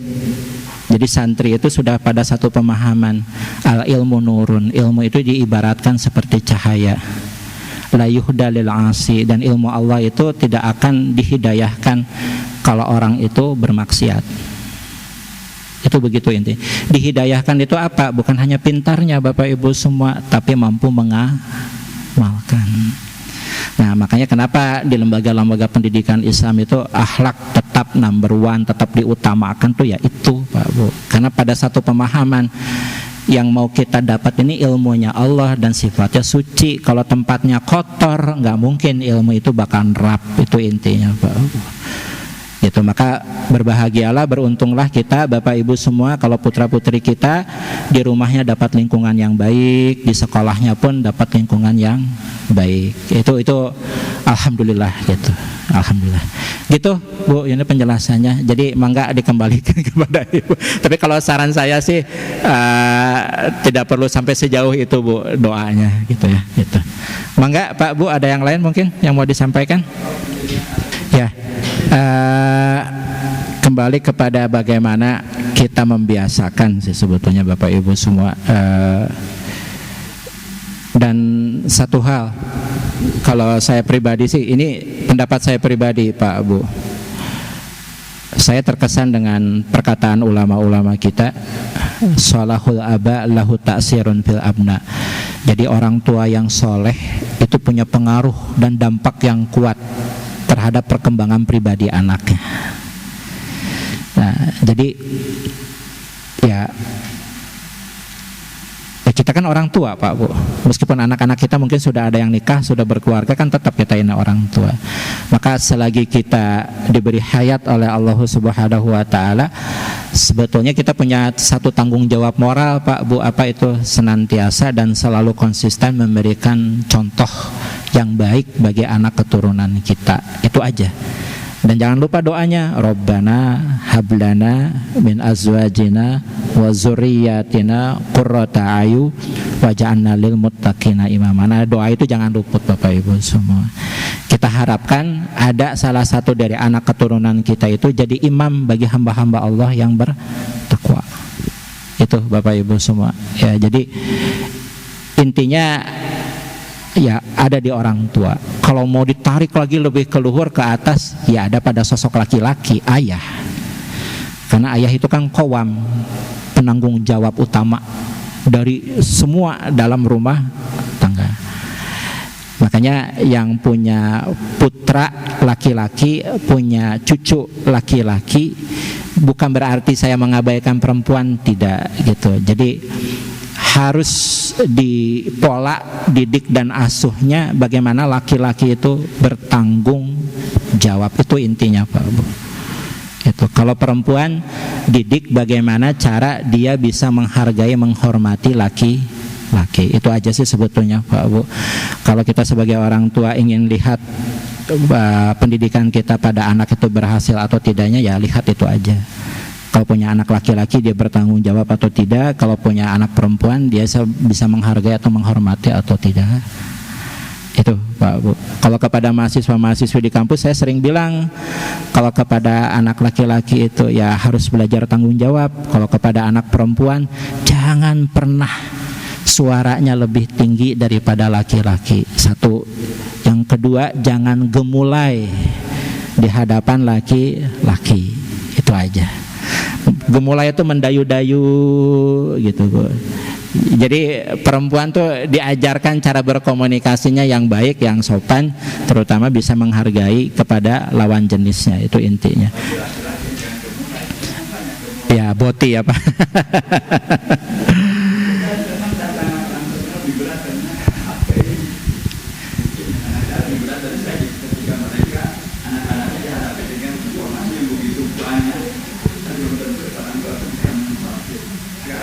Yang ada mereka bisa nyari. Iya. Dulu zaman nakal saya kita seperti itu susah. Kalau sekarang itu datang sendiri ke HP. Iya. Kita juga kadang-kadang nggak bisa kontrol apa yang ada di HP anak kita. Nah Bu, APJI itu Asosiasi Penyedia Jasa Internet Indonesia. Bapak Ibu, sehari semalam 24 jam screen time-nya berapa jam? Screen time itu scroll berapa jam?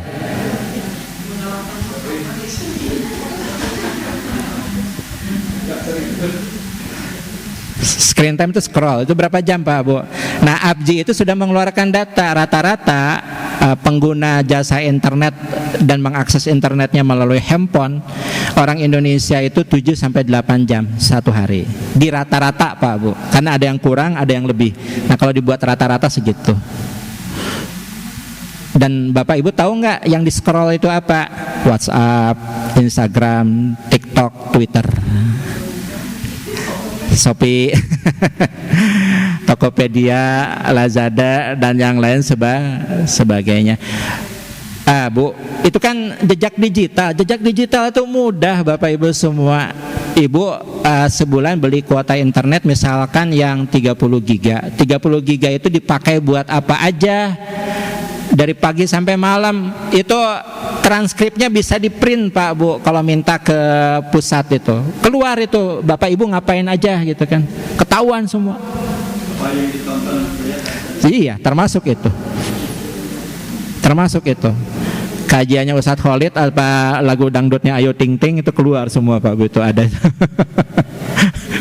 Piala Dunia dan yang lain sebagainya itu ketahuan semua Pak Bu, ada itu. Ya silahkan, intinya kembali kepada waktu. Wal asr innal insana lafi khusr. Kalau kita melihat kepada waktu, ya pada hakikatnya manusia itu udah merugi dari awal, kecuali yang mau memanfaatkannya untuk 4 hal itu aja. Itu ya, mungkin Bapak Ibu semua cukup. Kita ketemu lagi insya Allah di hari Sabtu yang akan datang. Demikian yang bisa dikaji bersama. Mohon dimaafkan apabila ada khilaf dan kekurangan. Kurang lebihnya semoga berguna dan bermanfaat. Kita tutup akhiri majlis kita dengan sama-sama membaca doa kafaratul majlis. Subhanaka Allahumma wa bihamdika asyhadu an la ilaha illa anta astaghfiruka wa atubu. Amin amin ya Allah ya rabbal alamin. Billahi taufiq wa hidayah. Assalamualaikum warahmatullahi wabarakatuh.